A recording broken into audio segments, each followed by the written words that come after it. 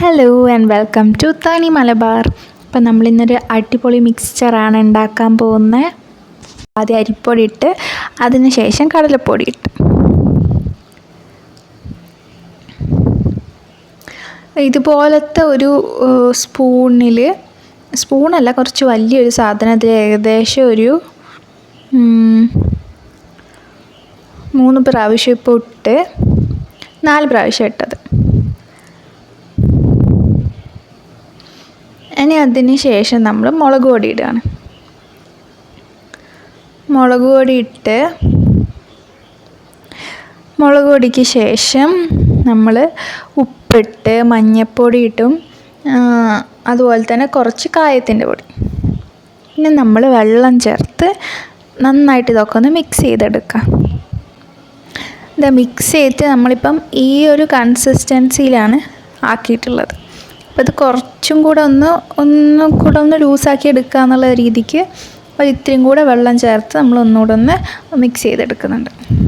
നല്ലപോലെ നമ്മൾ ചെയ്തത് ആ മിക്സ്ചറിലുള്ള കോല് പോലത്തെ ആ നീണ്ടിട്ടിരിക്കുന്ന സാധനം അത് റെഡിയാക്കാനാണ്. ഇനി നമ്മൾ ആ മഴത്തുള്ളി പോലെയുള്ള കുഞ്ഞു കുഞ്ഞു മണികൾ പോലെയുള്ള അത് റെഡിയാക്കാൻ വേണ്ടിയിട്ട് നമ്മൾ വീണ്ടും കടലപ്പൊടി ഇട്ട് ഉപ്പിട്ട് മുളക് പൊടി മഞ്ഞൾപ്പൊടി ഇതെല്ലാം ചേർത്ത് ഇനി ഇതിലേക്ക് നമ്മൾ വെള്ളം ഒഴിക്കും.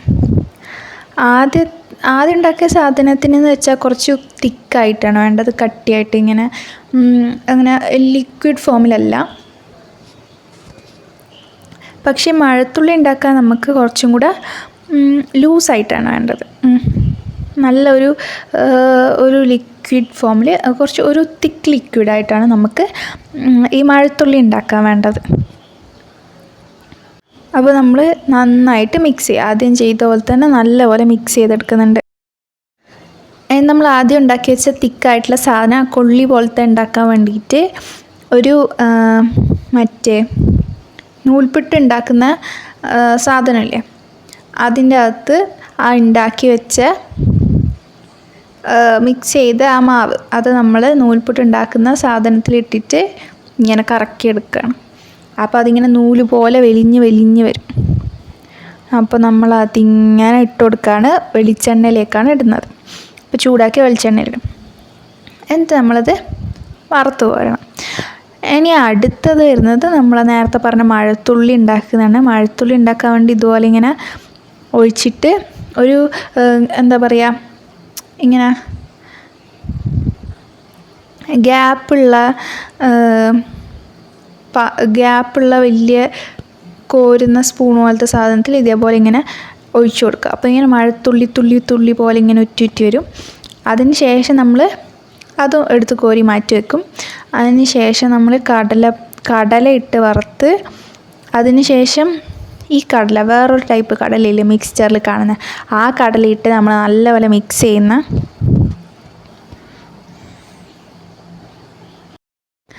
അപ്പോൾ ഇതൊക്കെ ഒന്ന് ചൂടായി ക്രഞ്ചിയായി വന്നിട്ടുണ്ടെന്ന് തോന്നുമ്പോൾ നമ്മൾ കോരി മാറ്റി വെക്കണം. നമ്മളെല്ലാം ചൂടാവുന്നതിനെ എടുത്തിട്ട് ഒരു പ്ലേറ്റിലേക്കാണ് ഇടുന്നത്. അപ്പോൾ ഇപ്പം ഇതും ഏകദേശം ആയിട്ടുണ്ട്. ഒരുപാട് വെയിറ്റ് ചെയ്യാൻ നിന്നാൽ ചിലപ്പോൾ കരിഞ്ഞു. അതുകൊണ്ട് നമ്മൾ ആവുന്നതിനനുസരിച്ചിട്ട് എല്ലാം മാറ്റി വെച്ചിട്ടുണ്ട്. അപ്പോൾ ഇപ്പം 2 ടൈപ്പ് കടലകൾ, പിന്നെ കോല് പോലത്തെ സാധനം തുള്ളി പോലത്തതും ആയിട്ടുണ്ട്. ഇനി നമ്മളാക്കാൻ വേണ്ടിയിട്ട് വെളുത്തുള്ളിയും പച്ചമുളകും ചെറുതായിട്ട് മുറിച്ചിട്ടത് അത് നമ്മൾ ഇതേപോലെ കോക്കനട്ട് ഓയിലാണ് കേട്ടോ. അപ്പോൾ കോക്കനട്ട് ഓയിലിട്ടിട്ട് ഇങ്ങനെ ചൂടാക്കിയെടുക്കുക. ഇനി നമ്മൾ ആവാറായപ്പോൾ ഇതിലേക്ക് ചുവന്ന മുളകും അതുപോലെ തന്നെ കുറച്ച് കറിവേപ്പിലയും കൂടെ ഇട്ട് കൊടുത്തിട്ടുണ്ട്. അപ്പോൾ നല്ലപോലെ മിക്സായി വരുമ്പോൾ നല്ല സ്മെല്ലുണ്ടാവും. അപ്പം ആ ഒരു സ്മെല്ലെല്ലാം വന്നു കഴിഞ്ഞ് നല്ലപോലെ ആയിട്ടുണ്ടെന്ന് തോന്നിയാൽ നമ്മൾ ഇതും എടുത്ത് നേരത്തെ മാറ്റി വെച്ച ആ ഒരു മിക്സിലേക്ക് ചേർക്കും. അപ്പോൾ ഇത് നമ്മൾ അതൊക്കെ ഇങ്ങനെ മാറ്റി വയ്ക്കുന്നുണ്ട്. അപ്പോൾ ഇതാക്കുമ്പോഴാണ് നല്ല സ്മെല്ല് വരും. ഇപ്പം കണ്ടോ നല്ല രസമില്ല, കാരണം ഇത് നമ്മൾ മിക്സ് ചെയ്യാണ്ട് ജസ്റ്റ് ആവുന്നതിനനുസരിച്ചിട്ട് ഇങ്ങനെ ഇട്ടതാണ്. നമ്മളിതെല്ലാം വെച്ച് കഴിഞ്ഞ ശേഷം അതിൻ്റെ പുറത്ത് കുറച്ച് മുളക് പൊടിയും കുറച്ച് ഉപ്പും കുറച്ച് കായപ്പൊടി ഇട്ട് കൊടുക്കും. അപ്പോൾ അങ്ങനെ ഇട്ട് കൊടുത്തിട്ട് ഇനിയാണ് അവസാനത്തെ ഒരു മിക്സിങ് വരുന്നത്. അപ്പോൾ നല്ല ടേസ്റ്റാണ്. ഇപ്പം എല്ലാം ഇട്ടിട്ടുണ്ട്.